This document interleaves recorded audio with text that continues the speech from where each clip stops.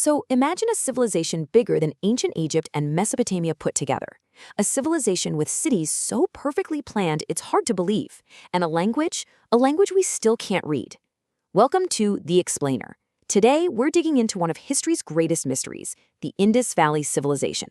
And to really get it, we have to see their story not just as history, but as a huge evolutionary leap for all of us. And this quote right here, it just gets to the very heart of it.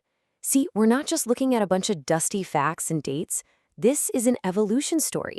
It's about that moment when humanity stopped just surviving and started, well, truly thriving. Going from scattered groups with simple tools to a society that could build complex, organized cities. All right, so here's our game plan. First, we'll look at the one technology that sparked it all. Then we'll explore just how huge the civilization was. We'll marvel at their cities, figure out their economy, get a glimpse into their culture, and finally, we'll face the one great riddle they left behind. Now, to really appreciate just how brilliant the Indus Valley people were, we've got to rewind. We need to see the world they came from and the single incredible invention that completely changed the game.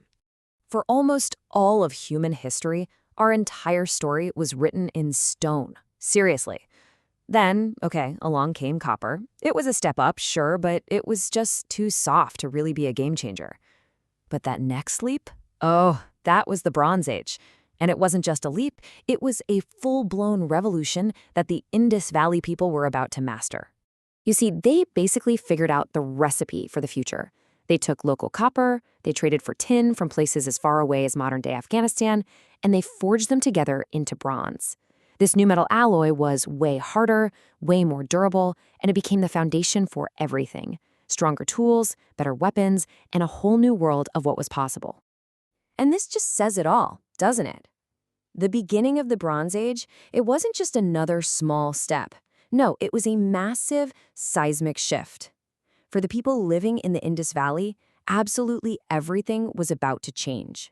So how does a new metal build a new world?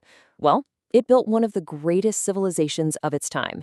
And you should probably forget whatever you picture when you hear ancient empire, because the Indus Valley civilization was on a completely different level. So you might be asking, why do we call them a civilization when we don't say that about the cultures before them? Well, it's because they hit every single mark. We're not talking about scattered villages here. This was a society with organized government, advanced industry, incredible culture.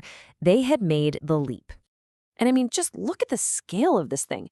The IVC wasn't just a major civilization of its time. It was the biggest. Geographically, it was more widespread than the famous civilizations of Egypt and Mesopotamia combined. This was an ancient superpower, plain and simple. And we're not talking about just a handful of big cities either. Archaeologists have found over 1,500 separate sites belonging to this civilization, stretching all across modern-day Pakistan and India. That number alone, it just speaks volumes about their reach and their level of organization.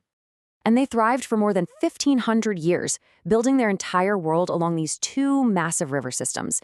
You know, kind of like the Nile was the lifeblood for Egypt, these rivers were everything for the Indus Valley people. They powered the farming and the trade that built this superpower. Okay, but if there's one thing that truly defines the absolute genius of the Indus Valley people, it has to be their cities. I mean, the level of urban planning they pulled off thousands of years ago it's mind-blowing. The consistency you see across all their cities is just astonishing. It points to some kind of central planning. Cities almost always had a raised fortress, the citadel, and then a lower town. The streets were laid out in a perfect grid. They mass-produced standardized baked bricks, a huge deal back then. And get this, thousands of years before the Romans were famous for it, most homes here had private bathrooms that connected to a citywide covered sewer system. And you just can't help but be impressed. This was a society clearly obsessed with sanitation and public health. Their covered drains, their manholes for inspection. I mean, this was millennia ahead of its time. It tells you there was a powerful, organized government that actually cared about the quality of life for its people. And here's another one of those little details that shows you just how thoughtful they were. House entrances weren't on the big main streets. They were tucked away in these quiet side alleys. It was such a simple, brilliant choice to separate the hustle and bustle of public life from the quiet of home life. It just feels so modern. Now, a society this organized and widespread had to have a seriously bustling economy. But how do you run a massive trade network without money, without coins? The answer is in this tiny, intricate, and unbelievably important little object, the seal. Think of it like the tamper-proof sticker you get on modern packaging. It's genius. A trader would press their own unique seal into a wet piece of clay on a package of goods. When that package arrived, maybe hundreds of miles away, the person receiving it could see exactly who sent it and, crucially, that nobody had messed with it. It was a simple, brilliant system for building trust. But these seals were so much more than just a stamp. They were like a combination of a company logo, a legal signature, and a modern security tag all rolled into one. They established identity, they guaranteed the product was real, and they were the absolute backbone of a trade network that connected this entire massive region. But what about the people themselves? Beyond the bricks and the seals, what can we actually piece together about how they lived their lives, what they believed in, and what they thought happened after death? Well, each major city gives us a unique peek into their world. At Harappa, the first one ever found, we see these huge public granaries. At Mohenjo-daro, there's the mysterious Great Bath and that iconic dancing girl statue. And then you go to a place like Lothal and you find a massive man-made dockyard, which is just concrete proof of their mastery of sea trade. But what's really fascinating? It's what we don't find. There are no giant monumental temples like the ones you see in Egypt or Mesopotamia. And yet, their spiritual life is all over their art. We see these seals with what looks like a mother goddess, a symbol of fertility, and this horned figure sitting in a yoga pose, who many think is an early version of the Hindu god Shiva. Their faith seems to have been more personal, not something housed in massive public monuments.